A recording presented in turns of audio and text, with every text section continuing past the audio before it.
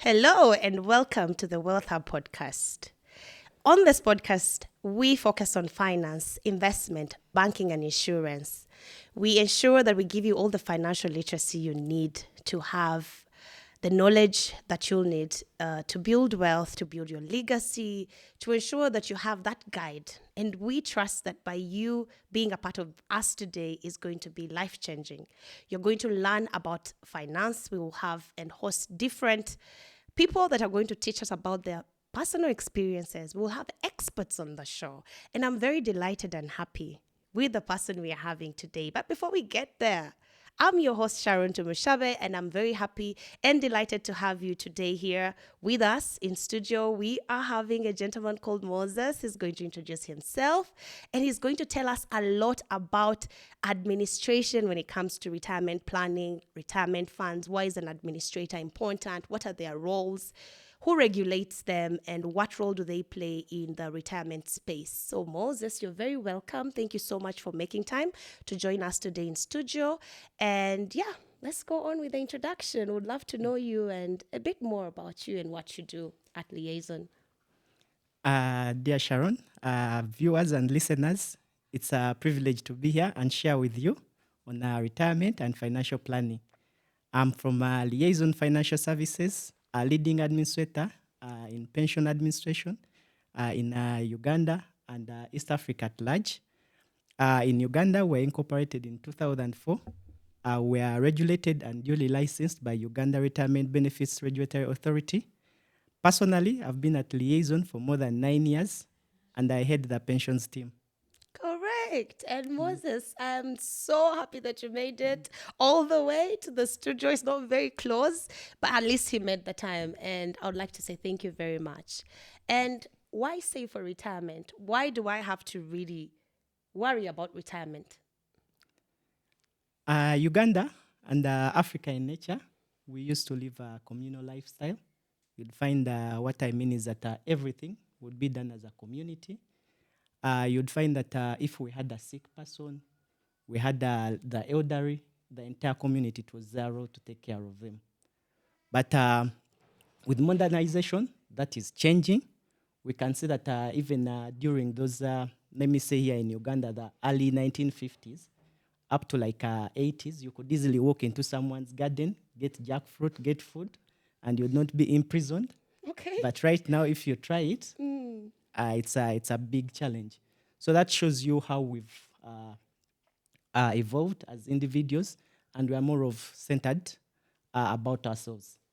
So while the evolution that we had, you find that before we moved from the community and went to clan. So people are mainly minding about their clan.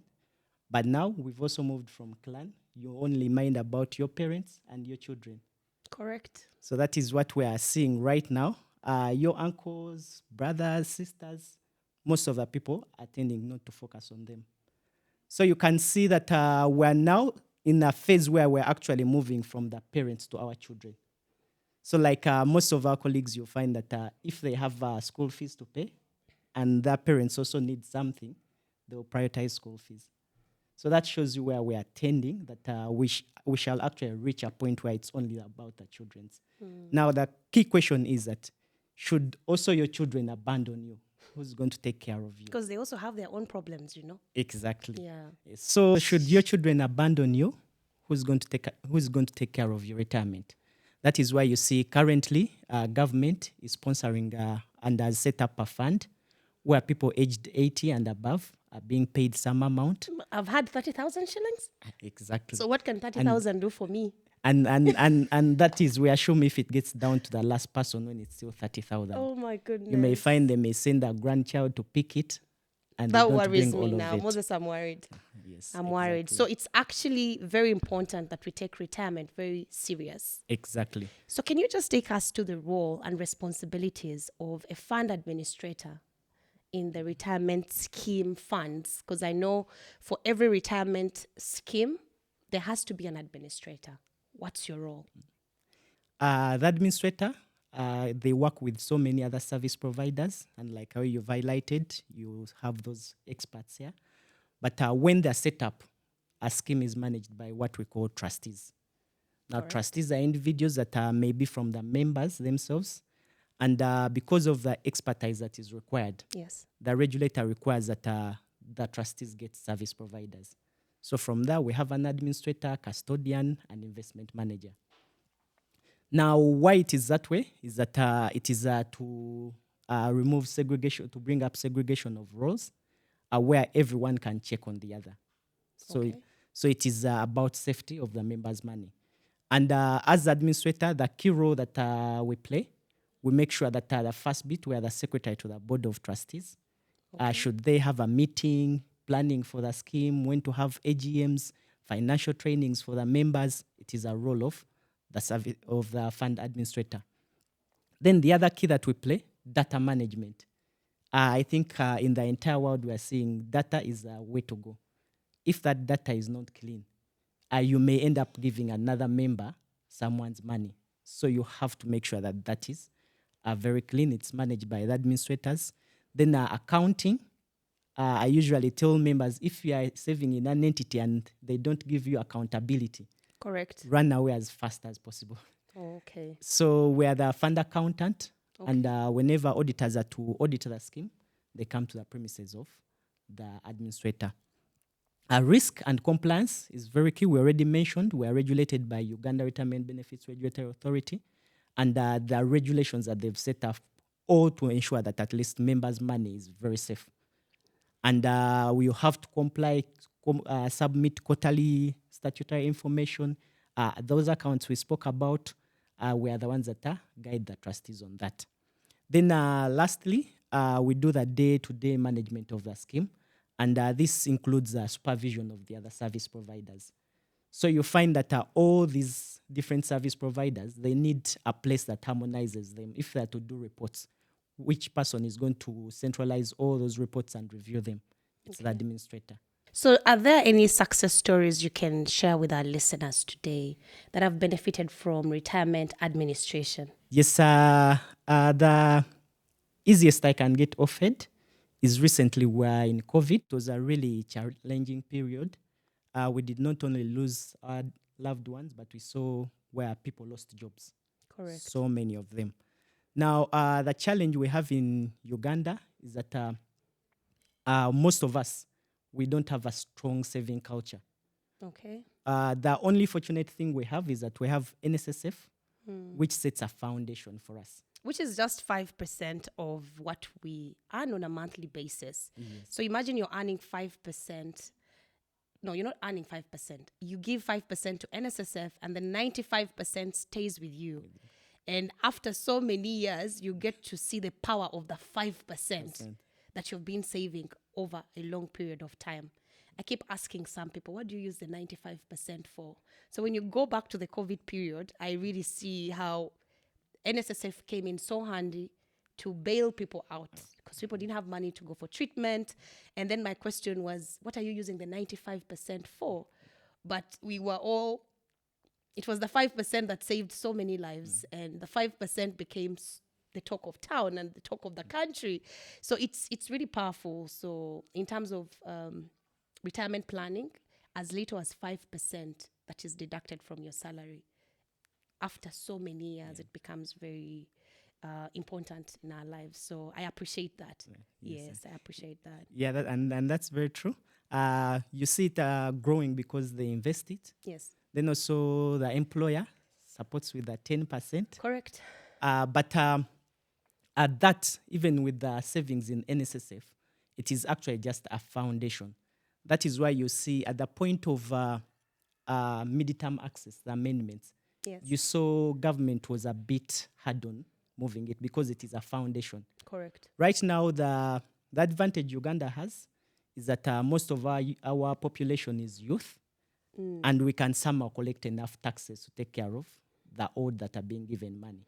But a generation is going to come and you see that most of the youthful people right now, They've become old. yeah, they're becoming old, and also they're not producing as many children as our parents and grandparents think used so? to produce. Yes. Okay.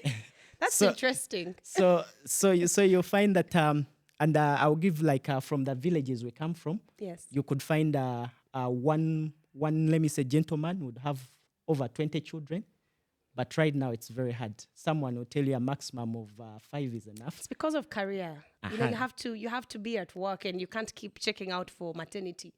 Actually, I think if you reach 4 children, your bosses almost want to sit you down to tell you, "Hey, we're paying so much money on maternity On leaves." maternity leave, yes.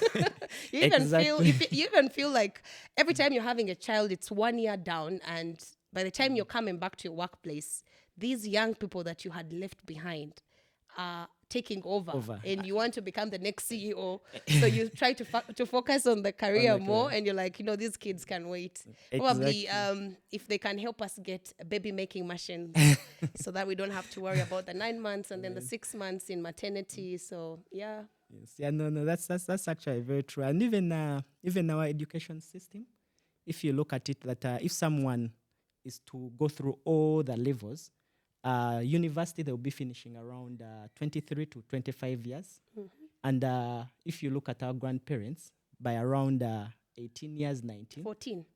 14, I never, but they would produce early Yes. and stop also early. But now I usually tell members that if you are producing, actually, if you have a child above 35 years, Okay. in I our hope to current, have one after 35. yes, Am I it's so late? it's not an offense, but just get ready to pay school fees while you're in retirement. Okay. Oh, that's a So good one to yeah, think about. Okay. so that's a challenge that we are having, and that is why you see most of the people that are so educated, you see that they have very few children. If you realize most of them, especially the ladies, like how you highlighted, and now that means that with that background, you have actually to save, like I always said. Now, NSSF is a foundation for that. From what we give, it is in retirement we have something we call a replacement ratio. Okay. So replacement ratio, in short, what we mean is that if you've been earning, let me say UGX 1 million a month, now should you retire and that to make your NSSF money a monthly salary, what is it going to turn to? Approximately, if I round up for almost everyone, it turns out actually to be like 200,000. Oh, wow. So you imagine that example I gave you as paying school fees, and you are receiving 200,000. It is not enough. Okay. So those are the reasons why you saw that midterm we had some back and some pushing around. Now from the many people that the employers we have, they actually know that that is not enough. So that is why we have these voluntary schemes. Okay. So these voluntary schemes, they come and actually chip in to make sure that at least you have that backup. Okay. And averagely, for most of our schemes, when you get that return, let me say some of them averagely they contribute 5 from the employer. That will move you around at least 35.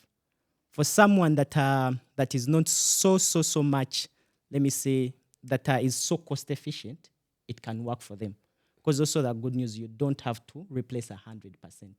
Most of the people, I usually tell them, you've seen retirees around. You don't have to keep on putting on suits, driving expensive cars. You've seen the lifestyles they live. So in COVID, the example that I wanted to give with that background is that most of the people that never had these voluntary schemes, you saw them running to NSSF.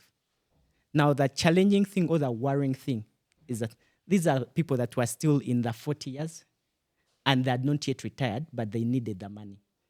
And this was just a shake of like, let me say 3 to 6 months. Now, you imagine if it's lifetime. Most of us, from what I said, we tend not to look at that retirement because we know either our children will take care of us. And I've seen so many youth telling us that I may die at 63. Yes. But the surprising thing with retirement, the one that doesn't save, is the one that usually lives longer. Correct.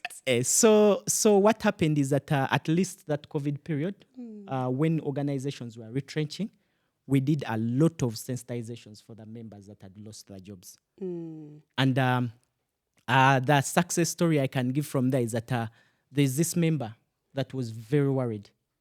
But when they saw the money they had in the scheme and the sensitizations, of course, we tried to advise on the businesses that they may explore in. Once someone brings what they have, we give them the best practice. This person actually ventured into like that farming that they were passionate about. And I can tell you that right now, if you are to take that person back into employment, unless you are paying them 4 or 5 times what they were earning earlier, because they're seeing that actually the money they are getting is far much more. The last one I can also give is that there are some people that are not financial, and you find that if they're retiring, it's very hard for them to start any business. Correct. Yeah. So Business is tough. yes, Yeah. exactly. Yeah, It's not for the weak-hearted.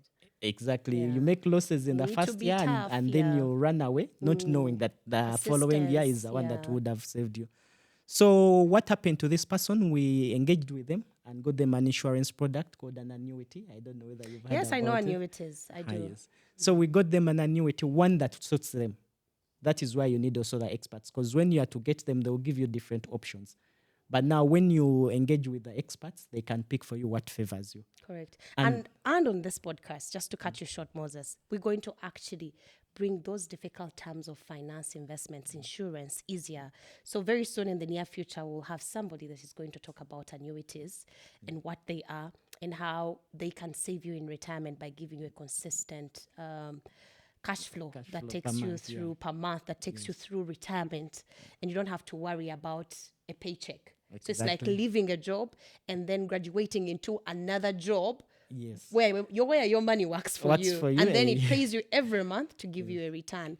But to take you just back onto today's topic, I would like you to share with us strategies that administrators are taking to help individuals reach their retirement goals versus a person that says, me, I'm going to grow my trees, I'll do my own investments, I'll build houses, because most people are building houses for retirement. What strategies as administrators that you're taking to ensure that this money grows, and by the time someone is in retirement, it's good money and it has grown well? Okay. I think I will answer it this way. Let me give it in the perspective of an individual person. Then also there are schemes that they can manage their own scheme internally. So what usually happens is that I usually tell members that saving for retirement is like exercising. You've tried exercising alone, even if you have a goal, somehow you lose some days. You lose That's you me here. you get some That's days. me Yeah. here. I like But to do it in a group, in a group. or where somebody's pushing me and somebody tells Exactly. me, come back tomorrow. Exactly. I'll have the energy for a week, and then I'm like, go back to status quo. So yeah, that's me. Exactly, and that is how savings is. That when you save alone, you'll find that whenever you need whenever you have a small financial constraint that is not even, let me say, a necessity, you can easily withdraw that money. That's why from NSSF that we saw, you saw those amounts are small, but they've accumulated to so much. Reason is that they're saving in a group, and also there are some regulations. Now, the same applies here for the individuals. We usually recommend that it's better to save with the people that have the same mindset and same goal. And even if it is to plant trees, don't plant alone. You've seen, I think you find them going in different groups. They find their colleagues. Then also, diversification is very key. Don't only go farming, transportation. So this is also very key. And what this save is that there is that security. You are sure the return may not be so much high, like 100%, but at least you are sure that whatever you put in, it's coming with interest. The diversification. Yes. You know, we're going to use a lot of jargon on this podcast, on this channel, but when you say something that I feel that people need to understand, I like us to take a pause. So diversification helps someone not to invest all their eggs in one basket. Exactly. Because in everything we do, investment, there is risk. Exactly. There's nothing like a free risk investment. Yes. You waking up in the morning and taking that border to work was risky, even if you've reached safely. So when it comes back to investment, you're saying the administrators are very strategic in diversifying the assets so that investors' money is not invested in one basket. So they're going to invest in several different asset classes so that they spread the risk. Exactly. Oh, perfect. That sounds great. And to bring out that bit of diversification is that still during COVID, you saw that we had two sets of businesses. We had those that became the best during COVID, And then there are those that lost everything. I wish to be a doctor during COVID. Exactly. I wished I was a doctor. Actually, at that point, it reminded me of my senior 4 vacation, where one of my aunties actually apparently felt that I would be a better nurse than an investment advisor now. But I think I'm doing this better. But during COVID, I was like, I wish I did nursing. Exactly. Those guys made money. Exactly. Even something as simple as selling masks. Those guys made money. Yes, And then we had this category. Let me take you back. The owners of shops in town. Those were people you would never tell about investment or saving, and they would listen. Yeah. They thought that, like, because they open a shop and people move in every day and buy stuff, they were so used to that, reinvesting in their businesses and not having an emergencies fund. When COVID hit, people were calling me, telling me, Sharon, okay, I need rent. My shop is closed. Yes. Now, the ones who had money with me, they just kept saying, Sharon, can we withdraw some of our money?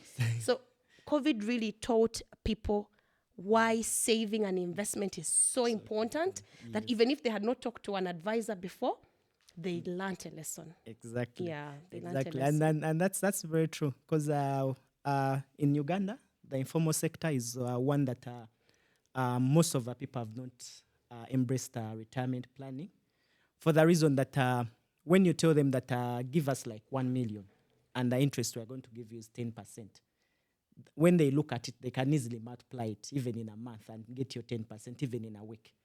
But the challenge we've seen is that, and it's true that you can't become the richest person when you're employed, because already your boss will be richer by the time they pay you the money. And in businesses, you can. But what they don't talk about is that businesses, we have 2 categories. We have those that actually make it the most and they become the richest in the country. Then you have those that lose everything. Yes. So the people that are employed are the ones that are usually halfway there. And why? Because they invest in safer asset classes. So now the people that are in businesses, if they get actually a hybrid, still they'll be leading, but also the ones below will actually come to the point of the people that are employed.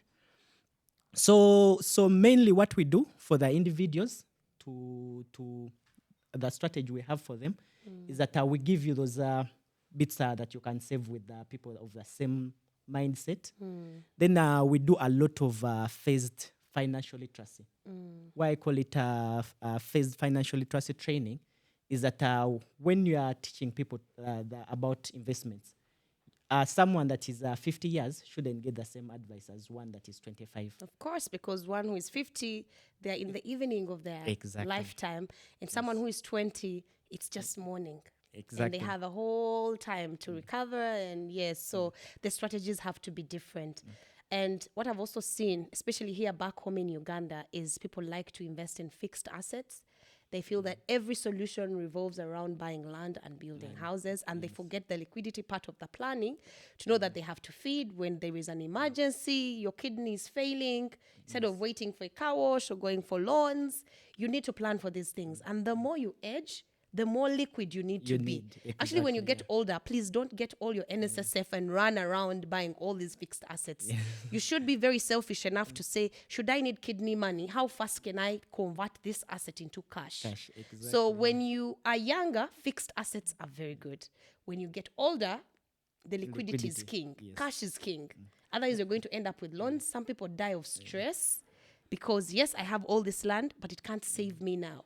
Have you gone to a hospital and they say if the bill is not cleared, you're not entering the theater? Very true. And then you start running around. So it becomes a bit hard, especially for people that are aging and they are not re-strategizing or readjusting their investment portfolios to actually match their level of where they are in life. Because I feel like younger people can take more risk.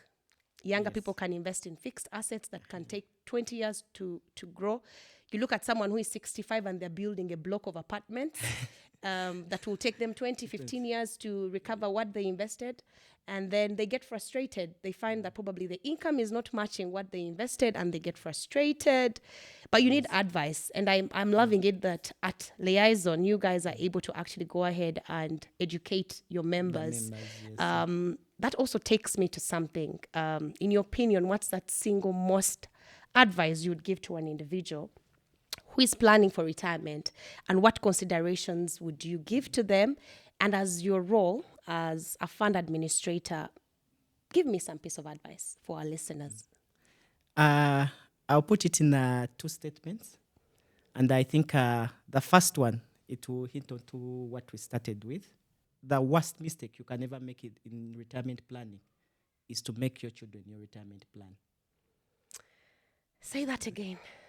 The worst mistake you can make as a retirement plan is to make your children your retirement plan. So I have parents that borrow money to take their children to international schools because they want them to have a good education. So they're heavily indebted. They can't afford an international school, but they still borrow to take their kids. They feel like it's an investment. So you're Exactly. telling us now that Yes. actually investing in your child's education, I'm calling it investing, but taking your child to school shouldn't be a very heavy investment or a sacrifice you have to make. If you can't afford it, take them to a budget school that you can afford, and then save more for yourself than to wait later and this child not even disappointing you, but they have more problems than you do. Have you noticed that young people have more problems? We feel like we have so many needs, and we forget that actually our parents sweated. I'm in that position where my mom, half her retirement plan, but what we've decided to do as a family is to empower her with a business. And we've, from being a civil servant for so many years, she started a business this year. And we are guiding her. We are helping her through it. We are motivating her. We are saying, hey, you need to make your money. You still need to make your money because we can't be that package for you. Like we won't be able to do everything, but you still have some energy. You have some, you still have some energy in you. So we started a business. So it's a family business. It's her business. And each of us as siblings are ensuring that it runs. And it's a restaurant business. So she's going to do catering and food. And she has all these friends she made up when she was at work. And we chip in. It also keeps it's not her like busy. it's not like a heavy load, but we feel like that eases The pressure. the pressure. Yes, no, that's actually very true. Because we're the ones that have brought it on ourselves. From what we give is that you find most of, let me say, people aged 25 to 30 that have produced children, you find they don't want to take them to their grandparents. Why? They'll say they'll get infections from there, the parents are not clean, yet it's the same parents that brought us up. So holidays, I remember as a child, I think it used to be November to January or February holiday, it used to be a long one for all of us. It was my parents would always make sure I go and check on my grandparents. Up to now, I check on them because I grew up knowing that. But now here we are putting children on cartoon. They're indoors. They're not visiting their old. So we are teaching them, you don't have to visit their old. So invest in your children, their education, but don't have the mindset that I'm investing in them so that they invest in me later. Correct. So you give them the best you can give them in education, As but you also you take balance. As you also take care of Take your care of yourself. retirement. Yes. Because so you need to be selfish. Be Yes. selfish enough to also take care of you as you take care of them. And one of the best examples I can also give is that you may actually also groom your children very well. You bring them up very well, and they're ready to take care of you. But somehow God calls them before you. It's the worst that can happen to any parent. So imagine they are called before you, and you are left with nothing. So that's why you see most of the older people, if God has saved them and a husband and a wife, they're still together. You see, once one passes on, especially the lady, if they pass on, the man also. A few months down A the few road. months, because their children are not visiting them, they're not giving them grandchildren. So that is a challenge they're having. So that is the first mistake you can make. Then the other that I can also give the piece of advice is that we also have to embrace that not all of us know how to invest our money. We need to embrace it. Everyone thinks they can manage their money more. I've gone for trainings, and you tell someone that there's this scheme, it's voluntary. When you contribute, your employer also contributes for you. But the member tells you, I don't need that money. from the employer because I know this 5% of mine, I can manage it more. But when you have an honest discussion, you find that actually all they have, the savings they have are NSSF, which are also forced. Correct. So it means that if it was not forced, they could easily wouldn't have savings. wouldn't have any savings. Correct. So we have to embrace that we are all not wise about our investing our money.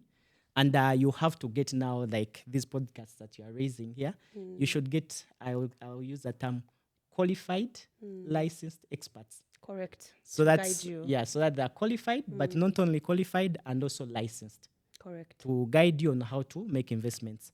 If you look at most of the businesses, the business people, also the ones that we talk, you pick any top business person, you find that at the back, they have very land people, experts running, even if it's an organization or company they've set up, they may be the CEO, or let me say they may be the director, but you'll find that people doing that day-to-day work are the individuals that are qualified. So trust them, at least now, once they're licensed, safety of the money is there. That is what people used to fear. And I'm happy that whenever I see retirees being paid very early, at least it gives people confidence that this money is there. Okay. So we would love to get to the conclusion of our podcast today. But as we end, I would love that you go ahead and share with our listeners. If I'm an individual and I want to invest or save for retirement, because I heard you mention that informal sector struggles with saving for retirement. How does your company support individuals that would like to save for retirement? Yes, luckily enough, we have an umbrella scheme. It's called Liaison Umbrella Fund. It takes on individuals. And most of them that we've gotten on board so far is that you'll find someone previously was working with an employer that had a scheme, but where they've gone, it's not there. So because of the value they've seen from it, they're saving. Also, the individuals, we keep on having these engagements with them, the trainings, and I'm happy that we actually also have that category. Also, the regulator themselves, they've been one of their key role. They're trying to develop the market. That's Ubra. Awareness. Yes, That's Ubra. Ubra. Yes, yeah. Yes. At least they're venturing into the informal sector. They're having so many schemes they're supporting to make sure that at least members are picking up. At least I confirm that numbers are growing. But like the way you highlighted, most of the members right now, they prefer to have them to see, when they have the money, they want to see a physical attachment to it, like land. Yeah. You know that land is there. But not knowing that before, when these pension schemes were starting or retirement packages, you'd find that if you're a farmer, the way they would reward you, they would give you a piece of land. But now you imagine you come from Gulu and they give you land in Kampala, and yet you want to go back in Gulu. So most of the people ended up selling that land. So that is why you see that at least most of them now at least moving away from that angle to now coming up with these provident funds that are very liquid. We have things like in the individual, we have things that are called drawdowns, and I know those you'll be discussing them. But in short, for the interest of the viewers, what happens is that if you have 100 million there, you can keep on getting like 1 million or just the interest that has been made while the principal is maintained. So those are being taken on by members. Unit trusts, we also work with them. At least we know most of the people are informed about those. It's one of the ventures that we partner with as retirement schemes. Correct. So we would love to say thank you so much for coming today. And to our listeners and viewers, we thank you for taking off time to join us on this very enriching podcast that we had today with Moses. And in case you need to reach out to Moses, just inbox us or go to our website, legacyhillsinvestments.com, or you can follow our YouTube channel, subscribe, because we'll have so many of these conversations. We'll talk about retirement, finance, investments, banking. Yes, banking. Are you using your bank for the best of it, or are you just saving with the bank? So we'll be sharing with you different products that your banks actually have for you to explore, grow your money. We are here to teach you these things because we believe if you're financially literate, you're going to make good decisions, you're going to be able to manage your money better, and you're going to build a lasting legacy, not for just yourself, your children, and the generations to come. Thank you, and see you next time.